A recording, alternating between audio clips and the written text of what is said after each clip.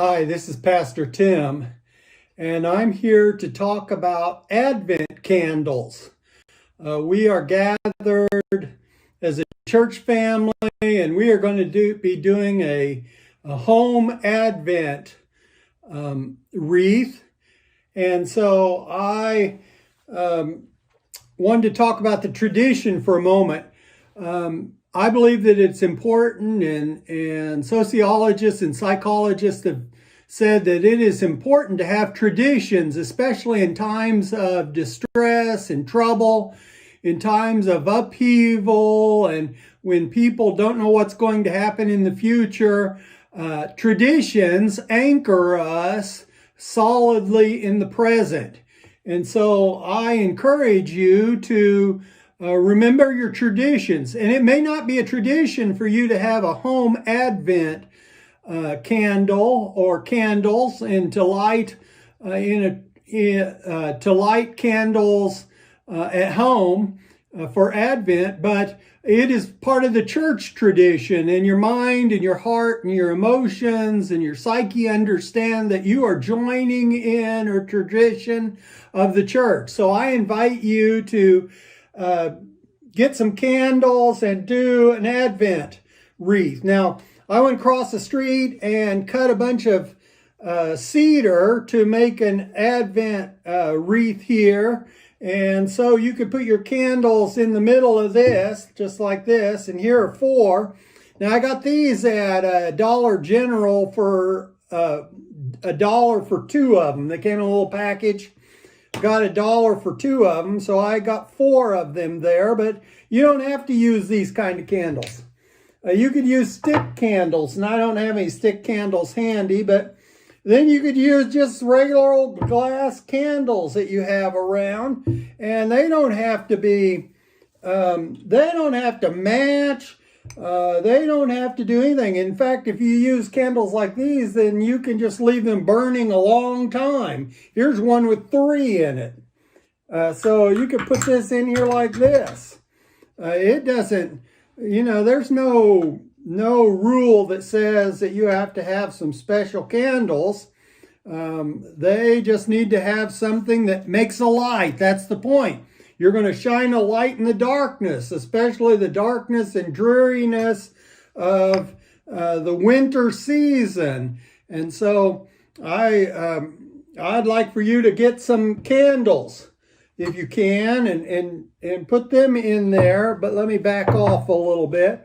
I also have some of this. You could put this around in a circle. I got this from Dollar General. You could decorate with this, or who says it even has to be green? How about gold? You could decorate around the table like that. I suggest you do that. And last night, just for fun, because I saw this idea, you kind of need something, especially if you're using stick candles to put down. I made these snowflakes last night. I got online and saw how to make snowflakes, because I saw this as a project for Advent candles. And if you had 5 of them, it would be great. But I have 4 right now, and you could put them down like that on the table without the cedar, of course, and then put your candle on top of that. Put your candle on top of that. Anyway, I think you need some decorations. You need to invest a little bit of time and effort to build a wreath, because it'll add some meaning.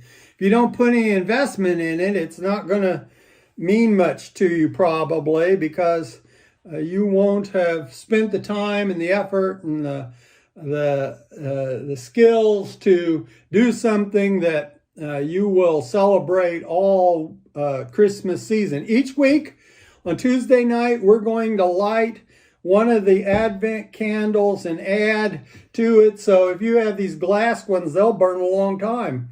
Maybe every night you burn a little while some of these candles.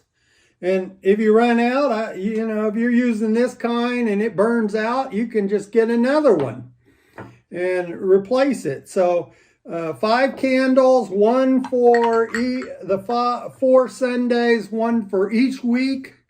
Now we're going to do it on Tuesday, so 1 for each Tuesday, and then a Christ candle. Maybe this one ought to be the Christ candle because it's the biggest.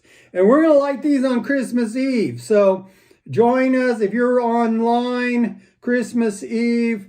We're going to light these together as part of our Christmas Eve service. So you'll follow along in that. I just want to throw this out. This is from Isaiah chapter 9. It talks about why we're doing this. It says in chapter 9, "For to us a child is born, to us a son is given, and the government will be upon his shoulders, and he will be called Wonderful Counselor, Mighty God, Everlasting Father, Prince of Peace. Of the increase of his government and peace there will be no end. He will reign on David's throne and over his kingdom, establishing and upholding it with justice and righteousness from that time on and forever. The zeal of the Lord Almighty will accomplish this."